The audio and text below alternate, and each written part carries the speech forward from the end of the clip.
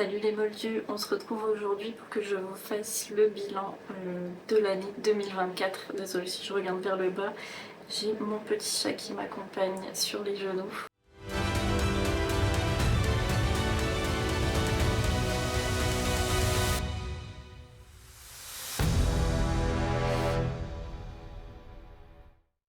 Du coup, oui, j'avais envie de vous faire comme première petite vidéo face cam, et comme on est encore en début d'année, je voulais vous faire du coup le bilan des lectures que j'ai fait du coup tout au long de l'année 2024 et vous dire un petit peu les meilleures lectures, les un peu moins bonnes, les abandons, enfin bref, un petit peu tout ça. Donc on va faire mois par mois, je vais essayer de vous mettre d'un côté ou de l'autre les slide que j'avais fait sur Instagram chaque mois pour dire un petit peu les lectures que j'avais faites.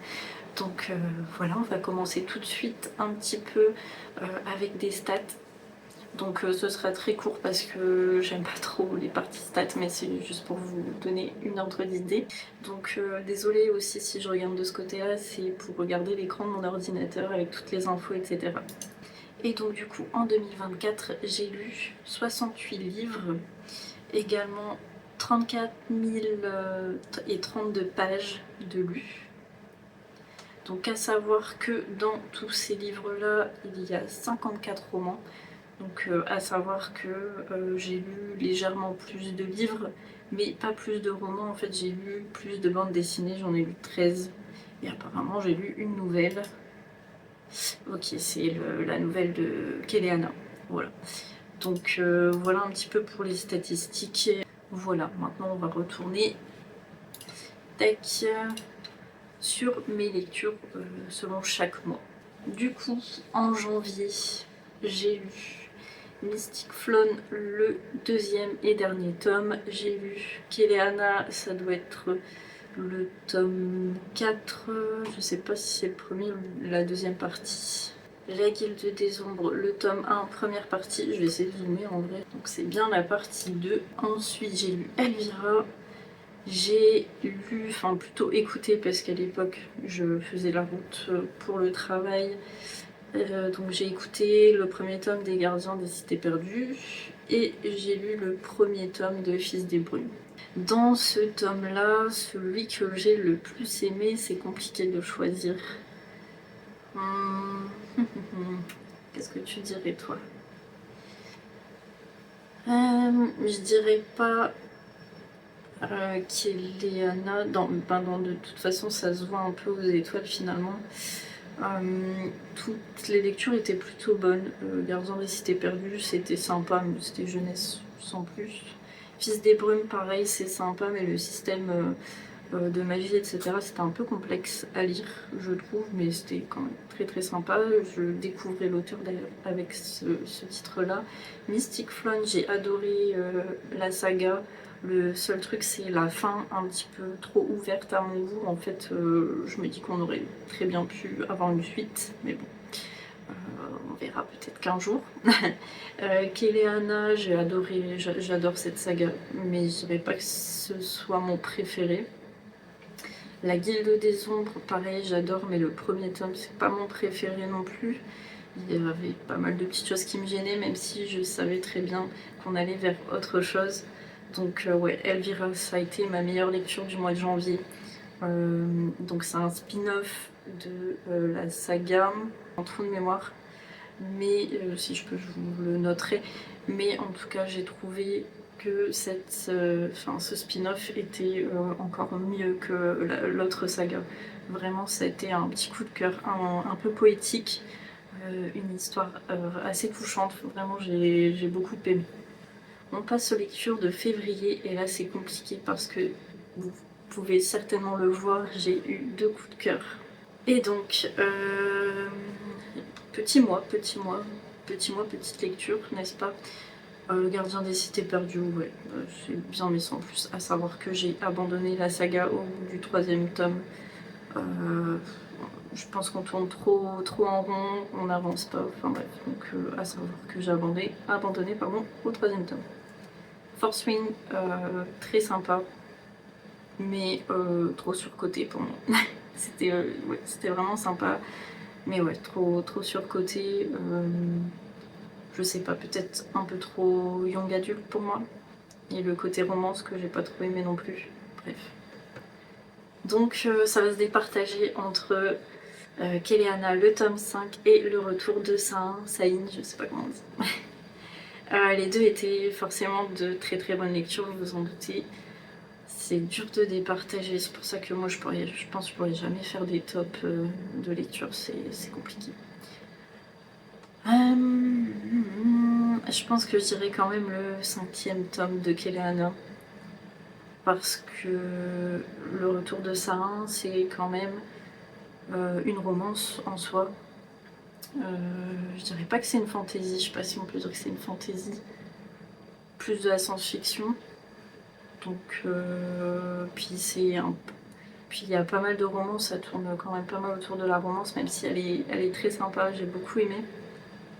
Mais Kéléana quoi. Kéléana, c'est incroyable cette saga, donc ouais, meilleure lecture de février, le 5e tome de Kéléana. On passe au mois de mars. Je suis désolée si vous voyez la petite crotte qui bouge, je parle alors ça, elle a du mal à rester assise. Au mois de mars, il y a eu Legendborn qui était vraiment très sympa. Alors malheureusement, je ne regarde pas beaucoup de souvenirs là actuellement. Si vous deviez me demander un résumé, j'aurais du mal à vous le faire. Je sais que, enfin, de mémoire, c'est un peu une légende arthurienne. Il y a de la magie et je sais que c'était très bien, j'ai beaucoup aimé. J'avais hâte de lire la suite qui était déjà sortie, mais en fait je l'ai toujours pas lu parce que j'attends la suite avant de continuer. Et honnêtement, je pense que pour maintenant, j'attendrai vraiment que la saga soit terminée pour relire le premier tome et ensuite enchaîner avec la suite. Donc, mais sinon, c'était très sympa. Le deuxième tome, partie 1 de La Guilde des Ombres. Ça part vraiment dans un truc beaucoup mieux que le premier tome. J'ai vraiment adoré à partir de ce moment-là. Ensuite, la suite de Fils des Brumes, du coup, le deuxième tome. Très sympa, toujours un peu pareil. Quelques longueurs, j'ai moins aimé quand même que le premier tome. Parce que il se passe quelque chose dans le premier qui fait que on va changer un petit peu de point de vue, on va dire. Voilà. Et ouais, donc j'ai été un peu déçue de ce côté-là parce que voilà, j'ai peur de spoiler donc mais ouais, donc un peu moins bien je trouve quand même à partir du deuxième tome. Et puis on a Runborn côté viking, un peu young adulte mais en même temps assez sombre quand même je trouve pour du young adulte, mais en tout cas ouais, j'ai beaucoup aimé. Pareil, je pense que je vais attendre qu'il y ait plusieurs tomes de sortie pour continuer la saga parce que il y a un peu trop d'écart à mon goût entre les tomes. Je me souviens encore un petit peu de l'histoire, mais pas assez, je pense, pour apprécier la suite. Donc voilà. Je pense que, ouais, honnêtement, alors, de pire en pire ici. Allez, viens. Soit tu te mets là, soit tu fais plus rien. Donc honnêtement, je pense que la Guilde des Ombres dépasse les autres. Ouais. C'est vraiment une saga incroyable. Je pense que je juge plus sur la saga au global que sur juste le tome, mais ouais, je vais dire la Guilde des Ombres. On passe au mois d'avril. Au mois d'avril, donc j'ai continué le retour de Sain avec le deuxième et dernier tome. C'était une superbe saga, vraiment. Pourtant, je vous dis, on est vraiment autour d'une romance. C'était très beau. Enfin, moi, j'ai beaucoup aimé en tout cas l'histoire qui est entre les deux personnages. Donc, ouais, c'est pour ça que ça a été un coup de cœur. Pareil, coup de cœur pour le dernier tome de The Prison Healer. Et du coup, c'est The Blood Traitor. Compliqué, ça va être compliqué tout ça. Ensuite, on a le 6e tome de Kéléana. Donc là, on est un peu sur un tome entre parenthèses, j'ai envie de dire, puisque on va pas suivre Kéléana dans ce tome-ci. On va suivre d'autres personnages, donc c'était très intéressant. Mais c'est pas le meilleur de Keleana pour moi, même si par rapport à d'autres personnes, je pense que je l'ai beaucoup apprécié. Et puis toujours Brandon Sanderson avec Le Fils des Brumes, le 3e tome. Je crois que je me suis trompée dans le visuel. C'était le 3e tome et j'ai mis l'image du 2e, c'est pas très clair. Mais en tout cas, ouais, j'ai fini du coup la trilogie, donc la première trilogie, sachant qu'il y a plusieurs parties. Mais en tout cas, c'est le premier cycle. Bon, c'était sympa, je suis contente d'avoir découvert Brandon Sanderson avec ce titre-là. C'était très chouette. J'ai beaucoup aimé, mais c'est pas un coup de cœur. Je pense que ce qui va me plus le plaire dans les titres de Brandon Sanderson, c'est les archives de Rochard, mais j'ai envie de faire les choses bien et de lire ses autres titres avant. Donc voilà. Du coup, ben, forcément, on va se départager entre Le Retour de Sarin et The Good Sweater. J'ai quand même envie de dire... Ah, je sais pas, c'est dur, c'est dur. Je sais pas si je vais arriver à les départager, honnêtement. Je pense que je dirais quand même The Blue Sweater. Je pense. Mais vraiment de très très peu, parce que Le Retour de Sarin, j'ai vraiment adoré. Et pourtant, que ce soit autant... Ouais, c'est dur, c'est dur. Vraiment, allez, on va dire vraiment un petit chouïa The Blue Sweater. Mais vraiment de très très peu. Au mois de mai, j'ai lu Un jour de nuit tombée, donc qui est la série un peu préquelle de... comment ça s'appelle déjà? Du prieuré de l'Oranger. Je viens de regarder du coup dans ma bibliothèque parce que je me souvenais plus. Alors honnêtement, je pense que j'abaisserai encore la note comparée à ce que j'ai lu parce que honnêtement, comparé du coup au prieuré de l'Oranger, j'ai quand même beaucoup moins aimé. J'ai adoré le prieuré de l'Oranger. Il y a surtout suivre certains personnages, certains couples, voilà, sans trop en dire, mais Un jour de nuit tombée, j'avoue que je l'ai trouvé plutôt long. C'est plutôt l'ambiance qui était sympa, mais ouais, ça m'a pas convaincue et d'ailleurs je l'ai revendu le livre, je pense pas le relire un jour, donc voilà, donc ça sera clairement pas celui-ci.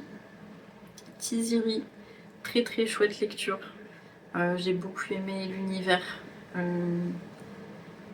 On va suivre un peu, alors c'est compliqué maintenant de le décrire sans spoiler, mais en gros on va suivre un peuple avec une fille qui est un peu différente. Voilà, elle représente un peu un personnage albinos, en tout cas dans son monde là.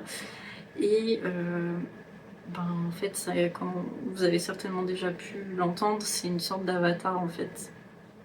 Mais vraiment très très chouette, j'ai vraiment beaucoup aimé. Ensuite, le 2e tome ouais, de The Night and Its Moon. D'ailleurs, je me demande à l'heure actuelle si on va avoir une suite en français parce que j'en entends pas du tout parler et là je l'avais lu à la sortie. J'espère qu'ils feront la suite parce que j'ai beaucoup aimé, même si ouais, ce second tome je l'ai moins aimé. Je pense que c'était au niveau des romances, je sais plus trop pourquoi je l'ai moins aimé. Mais ouais, en tout cas, pas la meilleure lecture. Et The Steam Seller. Alors là, j'ai abandonné la saga après ce tome-ci. En fait, j'ai pas réussi à m'attacher au personnage. Pourtant, on dit que c'est un fan family, mais ouais, moi j'ai pas accroché du tout à la petite bande, j'ai pas accroché à l'intrigue. Donc ouais, je me voyais pas continuer la saga, donc clairement ça va pas être celui-ci, donc ben effectivement je pense que ma meilleure lecture reste Tiziri. Au mois de juin, j'ai lu du coup la petite nouvelle de Keleana. Ensuite, un coup de cœur auquel je ne m'attendais pas. C'est La Maison au milieu de la mer céruléenne, que déjà j'ai découvert la plume de TJ Klune avec ce titre-là. Et ben en fait on va suivre un monsieur qui a sa petite routine, qui travaille dans un bureau, un truc vraiment, la vie vraiment nulle, il est tout seul, il a son chat, sa voisine qui l'a fait. Ok. Et donc voilà, un jour il va avoir dans son travail, parce qu'en gros il s'occupe des enfants, on va dire, ou des écoles en tout cas, où ça se passe pas forcément très bien, où il y a des choses pas très bien qui se passent, un petit peu de la magie noire, enfin pas de la magie noire, mais en tout cas de la mauvaise magie, des enfants qui voilà, pourraient poser problème. Et donc il va être affecté dans un orphelinat comme ça où voilà, il y a des enfants avec voilà, une magie, voilà. On s'approcherait pas trop d'eux comme ça quoi. Et donc il va aller là et puis en fait il va se rendre compte que les enfants c'est vraiment des amours même s'ils sont particuliers on va dire. Et ouais, il y a une petite romance aussi dedans, c'était vraiment très très chouette, une petite bulle. Ouais, c'était une chouette découverte, donc un petit coup de cœur, ouais. Ensuite, Iron Flame, le deuxième tome du coup de Fourth Wing. Chouette lecture. Honnêtement, il va falloir que je relise un résumé spoilant parce que j'ai oublié pas mal de détails, malheureusement. Je sais que j'ai passé un bon moment, que par rapport aux mauvais avis qu'il y avait eu, honnêtement, moi j'ai plutôt bien aimé. Je trouvais qu'il s'était passé pas mal de choses, même si de souvenirs, j'ai eu quelques longueurs, mais en tout cas c'était très chouette. Et ensuite j'ai découvert le premier tome de La Cité de Laiton, de la saga d'Evabad, je crois que c'était. On est avec une mythologie orientale, j'avais jamais lu de livre avec de la mythologie orientale, et franchement c'était hyper chouette. Ça parle de djinns, pas de djinns, les djinns, pas les djinns qu'on porte, hein, ok, ouais. Ok, c'était nul. Ouais, c'était hyper chouette, l'univers incroyable. Le seul truc que j'aurais à dire, c'est qu'il y a pas mal de longueur et je trouve que c'est ça qui fait perdre de la qualité, en tout cas de l'appréciation, en tout cas que j'en ai eu du roman et de la saga en général, même si le premier tome était vachement chouette et il y avait des plot twists vraiment, on n'avait qu'une envie, c'était de feuilleter la suite, bref. Donc ça va pas être évident, enfin si Keleana c'était vraiment chouette, on est plus dans le avant. Ouais, ils appellent ça les chroniques de Keleana. Ouais, moi je pense que je vais laisser mon coup de cœur qui est La Maison au milieu de la mer céruléenne. Au mois de juillet, j'ai continué La Guilde des Ombres avec le tome de partie 2. Incroyable, coup de cœur, vraiment, lisez cette saga, ne vous fiez pas au premier tome, les deux parties là, du premier tome, ça a été dur, moi je savais que la suite ça allait partir dans une autre direction, donc c'est pour ça que j'ai continué, parce que c'est vrai que c'est limite dérangeant par moments, enfin bref. Mais en tout cas, il faut vous dire, cette saga, elle est vraiment incroyable. Annatrice, elle sait créer des univers, des personnages vraiment hyper bien construits, enfin... Mais ouais, en tout cas, incroyable, La Guilde des Ombres, vraiment une saga pépite, même s'il me reste encore le tome 3, partie 2 à lire, mais je sais que ça va être incroyable. Ensuite, j'ai terminé du coup la duologie de Tiziri, qui était très chouette. A priori, je l'ai trouvé un petit peu moins bien que le premier tome, je ne sais pas. Mais ouais, moi j'en garde un très bon souvenir. Peut-être parce qu'il y avait des petites facilités. Voilà, après, ça reste du young adulte, mais ouais, j'ai beaucoup apprécié. L'âme du vent, premier roman édité par la maison d'édition Iméris, donc qui est tenu par le conjoint de Tristan, qui est le conjoint de Rêve ta vie en lecteur. Du coup, moi je l'ai découvert en brochet. Très, très joli, le livre, très sympa. Mais il y avait une plume trop dense, trop lourde, qui fait que parfois on sort de sa lecture. Pourtant c'était très joli, vraiment la plume elle est incroyable. Mais c'est vrai que c'était peut-être un peu trop. Et c'est ça qui est dommage parce que l'histoire est vraiment belle. J'ai également continué la saga d'Evabad du coup avec Le Royaume de Cuivre. Bah pareil, c'était toujours très chouette mais trop de longueur malheureusement. Mais vraiment une saga incroyable que je recommande fortement. Ah, le coup de cœur qui va être facile. Ah non, c'est une relecture. Donc, ouais, c'est un peu facile. Donc j'ai relu le tome 3 du coup de La Passeuse de mots, parce qu'il y a eu le tome 4 qui est sorti cette année et que je voulais du coup relire le troisième pour enchaîner avec le quatrième. Donc pour moi, La Passeuse de mots, ça surpasse tout. Mais comme c'est une relecture, je vais quand même mettre La Guilde des Ombres, le tome 2 partie 2. Les lectures d'août, très intéressant. J'ai continué Crescent City avec le deuxième tome. Sarah Jimes. Compliqué parce que Kelana, vraiment, je trouve que c'est une saga mais qui est génialissime, incroyable, que j'adore, sa meilleure saga qu'elle n'écrira jamais, je pense. Euh, Parce que Crescent City, alors je suis à jour aussi sur ACOTAR, mais ces deux sagas-là, vraiment, le pire c'est Crescent City par contre, parce que trop de vulgarité, trop de smut, vraiment, mais la vulgarité quoi. Vraiment, c'est trop.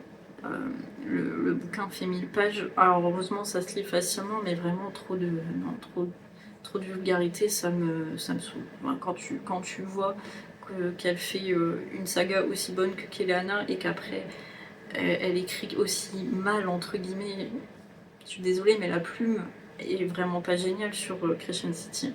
Mais l'histoire, elle est géniale. Forcément, les univers qu'elle crée, voilà. Donc, en demi-teinte, quand même. Ensuite, un autre coup de cœur, Curious Tide. Incroyable, moi j'ai beaucoup aimé. On dit qu'on est un peu sur une Dark Academia. Je ne sais pas si on peut dire ça. En tout cas, j'aime beaucoup la magie qui est liée avec les phases de la lune. Le mystère qu'il y a avec ses amis qui ont péri durant une sorte de rituel et elle développe une certaine magie suite à ça. C'était très chouette, pareil, j'ai bien aimé la plume. Je me souviens avoir noté quelques petites citations très sympas, mais en tout cas j'ai adoré, j'ai vraiment hâte que la suite sorte. Voilà.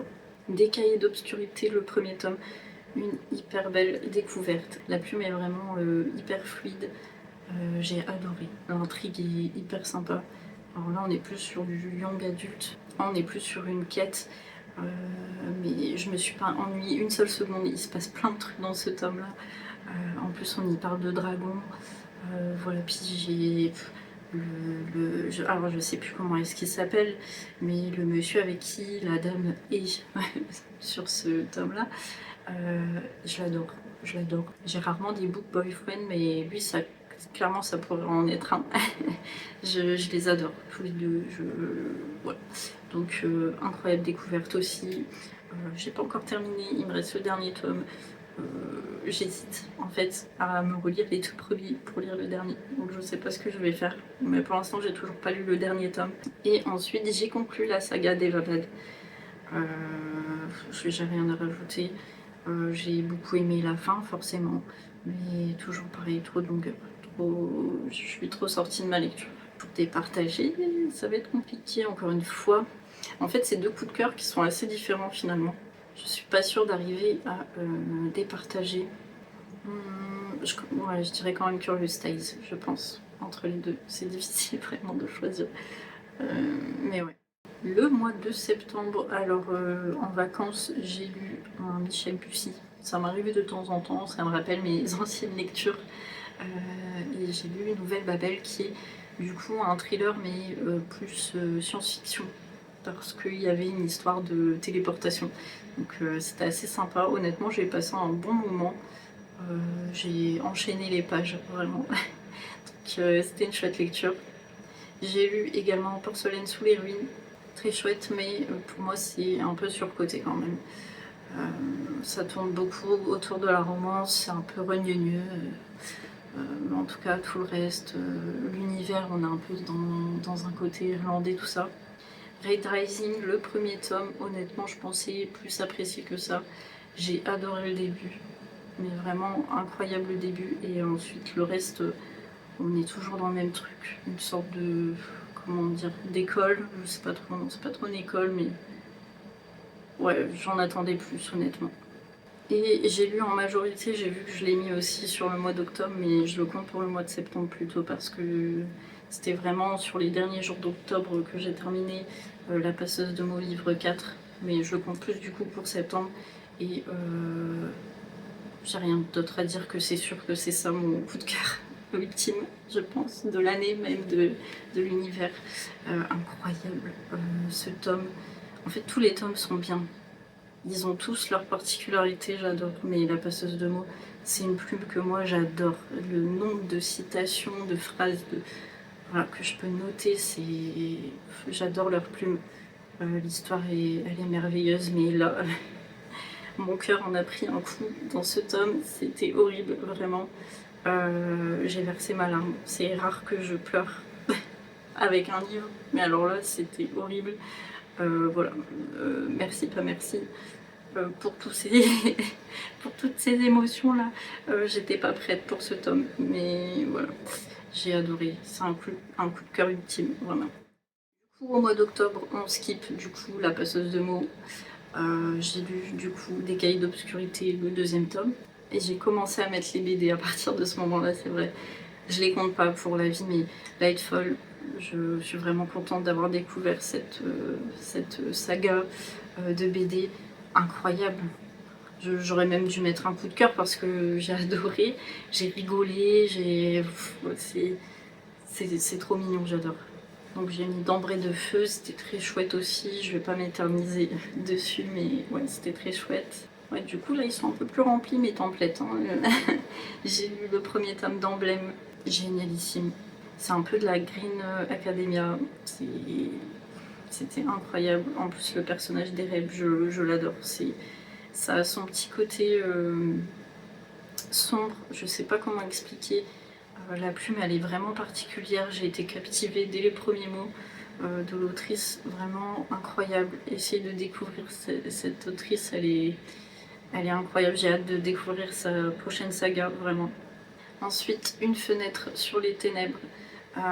J'ai beaucoup aimé le premier tome, peut-être pas à la hauteur de ce que j'attendais quand même, mais l'univers était incroyable. L'Empire du vampire, J. Christophe. J. Christophe, un de mes auteurs favoris aussi. Voilà, j'ai découvert Nevernight en pensant vraiment ne pas aimer. D'ailleurs, j'ai eu du mal avec le premier tome, c'était vraiment assez compliqué. Mais j'ai continué et le deuxième tome de Nevernight, incroyable, incroyable, vraiment. Et là, je pense que je pense que J. Christophe, je lirai tous ses romans. Je trouve que sur l'Empire du vampire, il a beaucoup mûri au niveau de son écriture. Mais en tout cas, l'univers assez sombre hein, quand même. Ce qui est hyper intelligent aussi, c'est les différentes temporalités qui nous tient en haleine à chaque fois. En fait, il va se passer quelque chose en présent. Enfin, pour essayer de vous expliquer, je l'explique mieux quand je l'ai lu. J'ai fait un vlog, je ne sais pas s'il va sortir un jour parce qu'il date du mois d'octobre et de novembre. Donc, en fait, on est dans le présent. Il est entre guillemets obligé d'expliquer pourquoi il en est arrivé là. Et donc nous on n'en sait rien, on sait absolument pas ce qui se passe, on arrive là un peu comme un cheveu sur la soupe, voilà.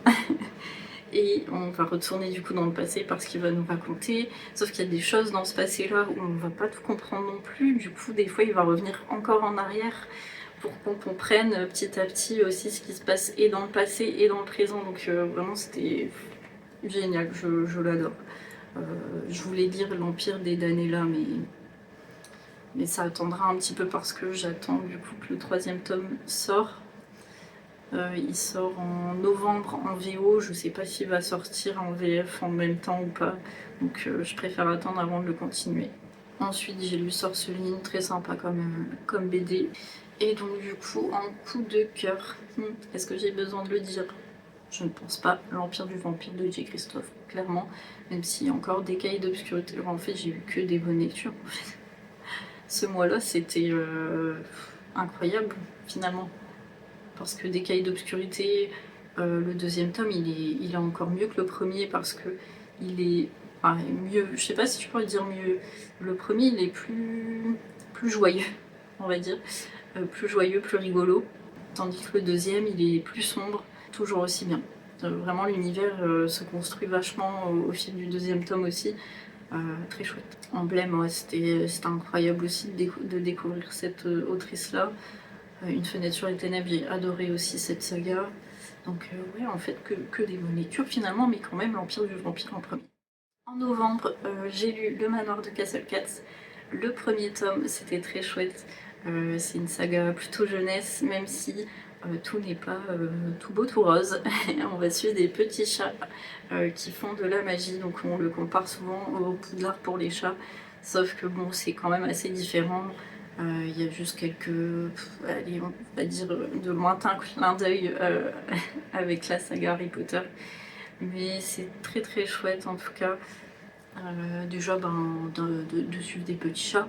Moi qui adore les petits chats, et ben je peux que aimer une saga où on suit des petits chats. Donc c'était vraiment un premier tome très sympa à découvrir. Sorceline, la suite que j'ai préférée d'ailleurs au tome juste avant. J'ai lu Le Temps des sorcières. Pareil, j'en ai parlé dans le... Enfin en fait ces lectures-là j'en ai parlé aussi dans le vlog qui sortira peut-être un jour. Rapidement, c'est des sorcières qu'on va suivre.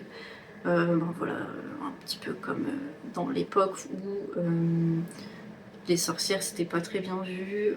Il y a un petit peu une chasse aux sorcières, mais on est plus dans les temps, je sais plus trop, c'était dans les 1800 je crois. Ce que j'ai pas trop aimé dedans, c'est beaucoup un peu ce côté les hommes sont tous des méchants, enfin voilà, c'était ce qui m'a un peu dérangée, même s'il y avait du féminisme en soi, c'était peut-être pas très bien toujours dosé en fait.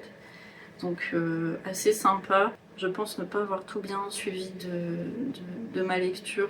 Je pense que je le relirai un jour pour me refaire un deuxième avis, parce que je sais qu'en soi il y avait de très bonnes choses mais que j'ai pas su apprécier.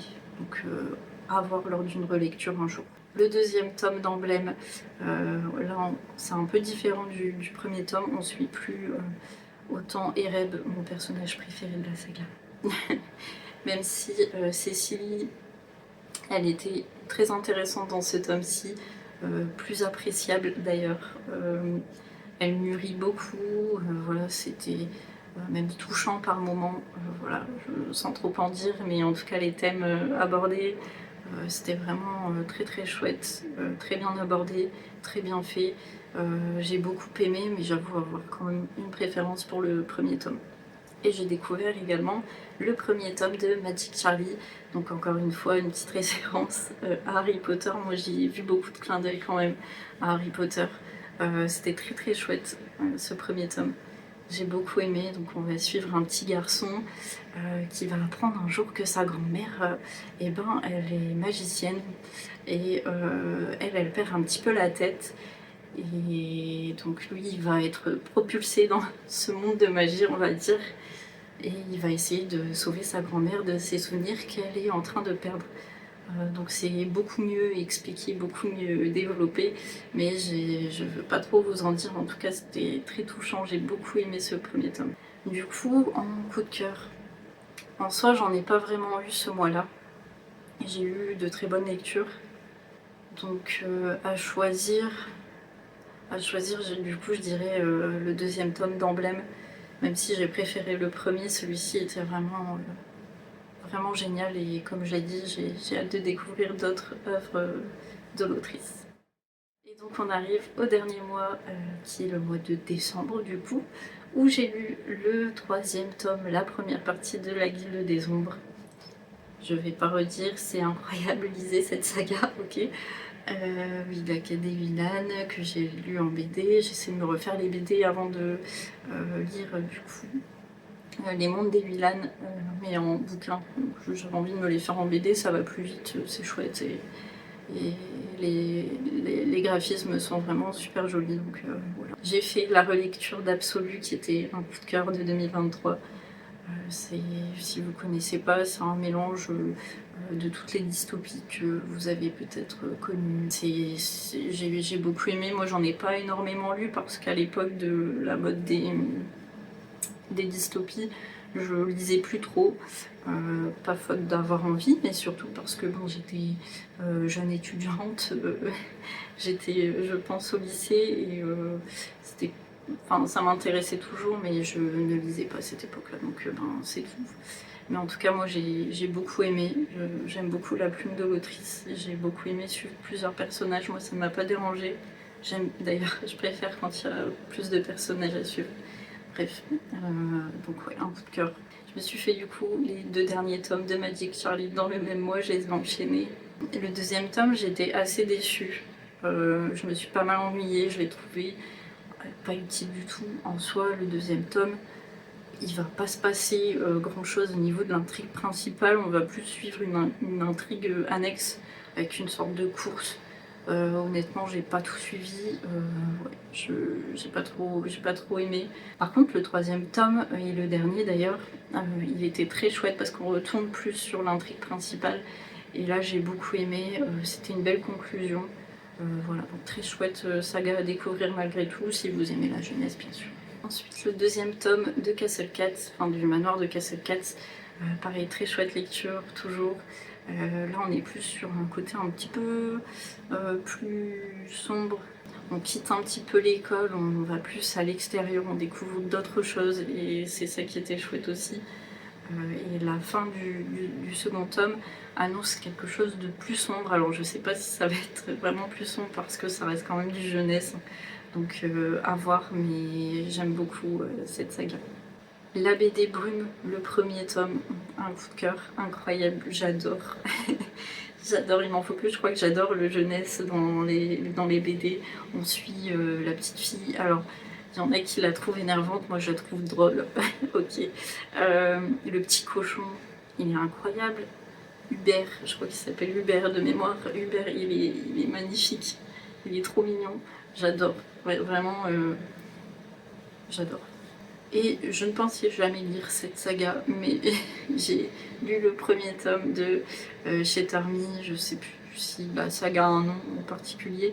Mais oui, finalement ça m'a donné envie parce que a priori il y avait un côté dystopique.